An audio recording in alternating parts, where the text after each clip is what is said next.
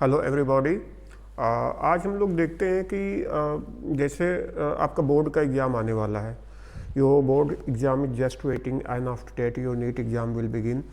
आप लोग एनसीईआरटी को इग्नोर करते हो। एनसीईआरटी की रीडिंग हैबिट बहुत नेसेसरी है। और how do you read the NCERT, that's matter. Whatever you reading in the NCERT good, each and every line. So मैं इधर एक अब सीरीज करूँगा जिसमें मैं एनसीईआरटी को रीड करूंगा और आपके सामने क्वेश्चन फ्रेम करूंगा। Which type of question, which difficulty level question may be form from the NCERT text book directly. चाहे कोई क्वेश्चन बोर्ड का हो या कोई नीट का हो, every question ask from the NCERT directly or indirectly. So we should remember how to read. The reading skill is very necessary. Even though in the question paper, when you find any question, difficult or easy depends on your understanding of the question. No question is difficult and no question is easy unless you are not getting the proper meaning of the question.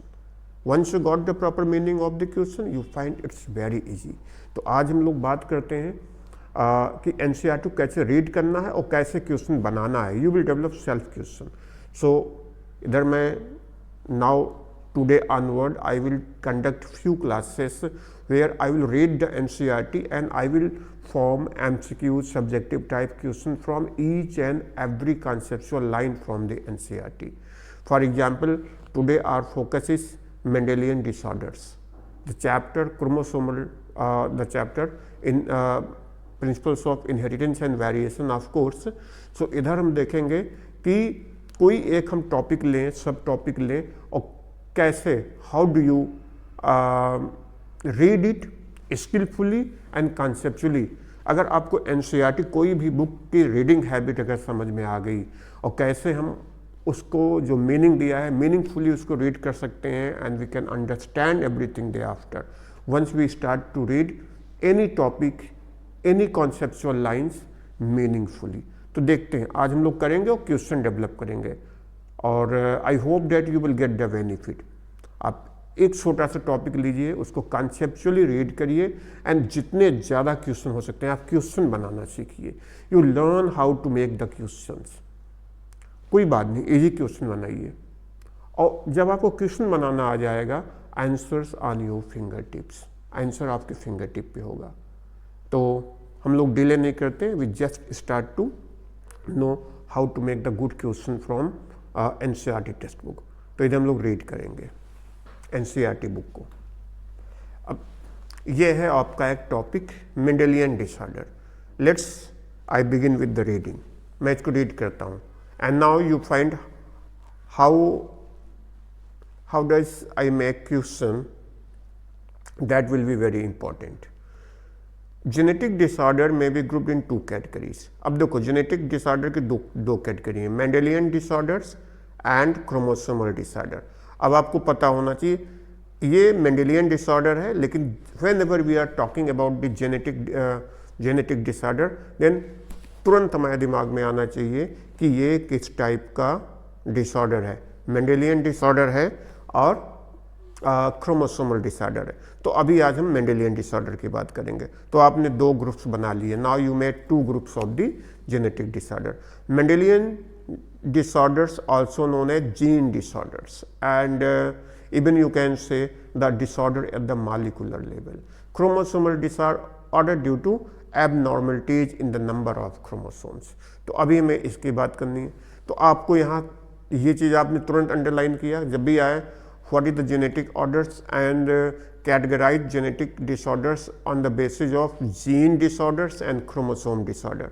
तो वहाँ पर आपका Mendelian, तो ये point जो होगा, जो point genetic disorder है वो जो मतलब म्यूटेशन से होता है ज़्यादातर, वो होता है मेंडेलियन डिसऑर्डर होता है एंड देन क्रोमोसोमल डिसऑर्डर। तो ये हो गया। Mendelian disorders are mainly determined by, अब ये ऑल्ट्रेशन और म्यूटेशन, तो ये 2 फैक्टर हो गए। अब अगर एग्जाम में क्वेश्चन आता है ये आपको अंडरलाइन करना, देखिए कितना इंपॉर्टेंट है, how much important. Mendelian disorder are due to the alteration or mutation in which gene के सीक्वेंस में।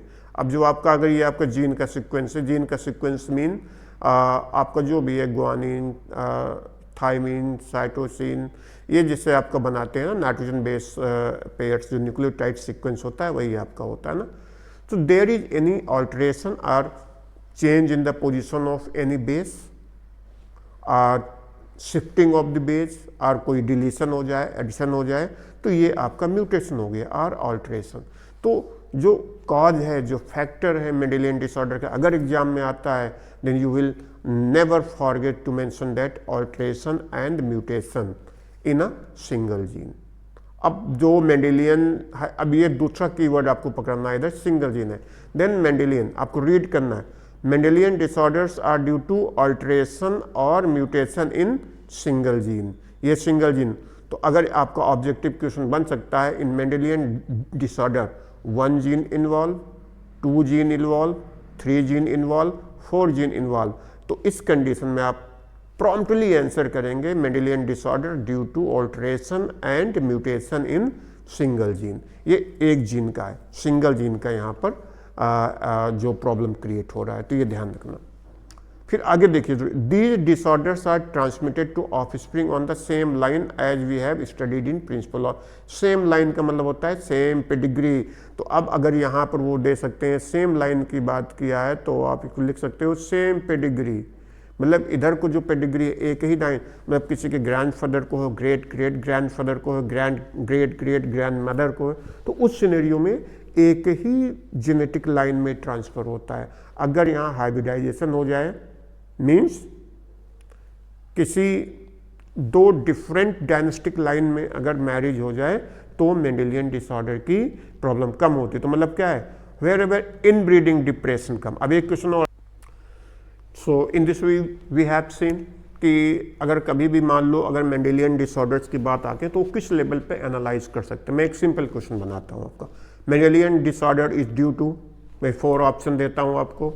1 जीन डिसऑर्डर मीन्स आप कर सकते alteration and mutation in 1 gene, alteration in mutation in more than 1 gene, it's a pleiotropic, it's a polygenic condition. अभी book में ये सारे नाम दिए, चूंकि बुक में आपने पढ़ा, you have studied in your syllabus, आपने जो बोर्ड का और नीट का सिलेबस, ये बहुत कॉमन टर्म्स है, प्लायोट्रॉपिक जीन एंड पॉलीजेनिक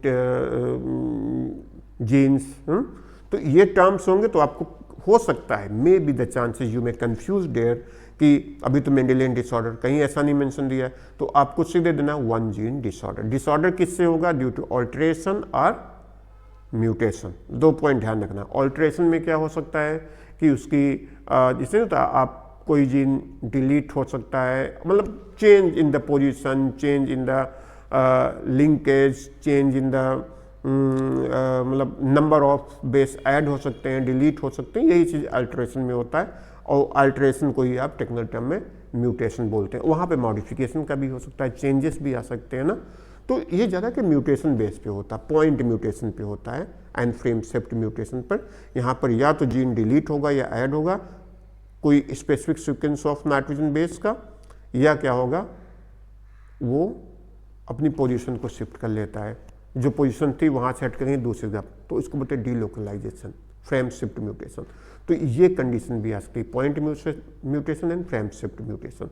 तो अब कंडीशन है, तो अगर दे दिया जाए आगे क्वेश्चन आपसे आ सकता है कि Mendelian disorder is due to mutation, और आगे आ सकता है क्रोमोसोमल एबरेशन। अब आपको ध्यान है कि क्रोमोसोम का लेना देना ही नहीं यहाँ पे, तो अगर ये चीज़ ऐसे बनती है कि क्रोमोसोम का तो रोल होगा नहीं यहाँ पर, क्रोमोसोम पर जो जीन की पोजीशन है उससे काम आपका हो रहा है अगर म्यूटेशन को स्टडी कर रहे हैं। तो म्यूटेशन में क्या है, mutation plays a major role in the Mendelian disorder. अब म्यूटेशन क्या होते हैं, इनहेरिटेबल होते हैं ना। अब ऐसा नहीं कि म्यूटेशन क्या है, अगर जीन में म्यूटेशन हुआ है तो of course that kind of mutation is inheritable. और म्यूटेशन मेजॉरिटी टाइम में क्या होते हैं, लिथल होते हैं, लेकिन इवोल्यूशन में भी इनका रोल आया हुआ है। तो ये नहीं कहेंगे majority in case of the mutations are the lethal. अब ये अगर ट्रांसफर होगा from parents to offspring in the same parental line और इन सेम पेडिग्री लाइन, तो क्या होगा, यहाँ पे इसकी प्रॉब्लम क्रिएट होगी। अब या तो ये रिसेसिव होगा या ये डोमिनेंट होगा, डिपेंड्स करता है कि वो किस फॉर्म में गया। अगर जीन क्या है, डोमिनेंट है, अब आपने पढ़ा है कि अगर उसका एलील डोमिनेंट है तो वो वहाँ पर जाकर एक्सप्रेस करेगा पेरेंटल लाइन में। कभी कभी क्या होता है कि वो रिसेसिव फॉर्म में, अगर वो सिंगल जीन है, चूँकि सिंगल जीन है, अब वो पास तो हुआ लेकिन वो एक्सप्रेस नहीं कर पाया जब तक कि उसका क्या नहीं मिलेगा, काउंटर पार्ट नहीं मिलेगा जीन का। तो जीन हमेशा जो एक्सप्रेस होते हैं वो या तो डोमिनेंटली एक्सप्रेस होते हैं, either they will express in the recessive format, ठीक है। तो इसलिए एक लाइन में ये पास होते हैं।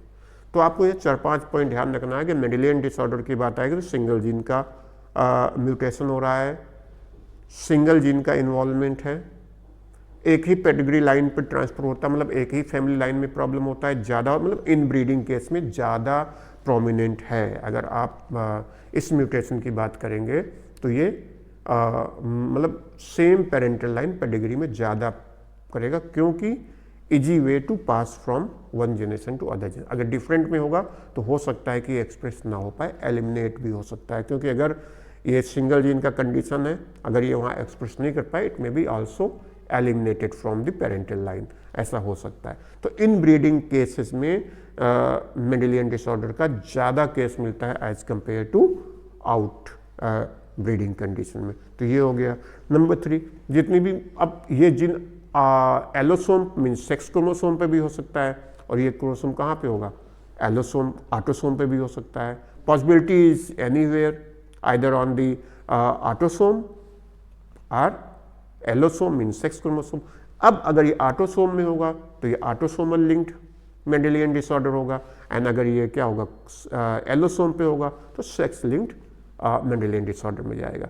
अगर ये डोमिनेंट मीन्स अगर ये डोमिनेंटली एक्सप्रेस हो रहा है तो autosomal linked, dominant, autosomal linked, recessive. तो ये डिपेंड करता है कि किस कंडीशन में वहाँ पे एक्सप्रेस हो रहा है। तो I hope you got clear. इसी वे में हम लोग को देखना है कि अगर हम कोई भी कॉन्सेप्ट पढ़ते हैं तो उसको हमको कॉन्सेप्चुअली पता होना चाहिए। इतने सारे एक सिंपल से पैराग्राफ में, यू हैव सीन देयर, अगर आप इस पैराग्राफ को देख सकते हैं, एक सिंपल से पैराग्राफ में, जैसे ये आपका यहाँ मेंशन किया गया है कि आपको कितनी चीज़ें मिलती हैं यहाँ पे, है ना। तो ये आप देख लीजिए। एनीवे, सो थोड़ा सा देखिए, मैं आप लोग को सपोर्ट कर रहा हूँ, I am giving you support, academic support. So इसको देखिए, समझिए, और if possible you subscribe the channel. मैं ये नहीं कहता सब्सक्राइब करिए, अगर आपको लगता है you are getting any kind of academic benefit, then you subscribe the channel. That will motivate me to give you more sensitive classes. Anyway, thank you very much to everybody, and now we are waiting for the new year. Happy New Year to everybody in advance. Thank you very much once again.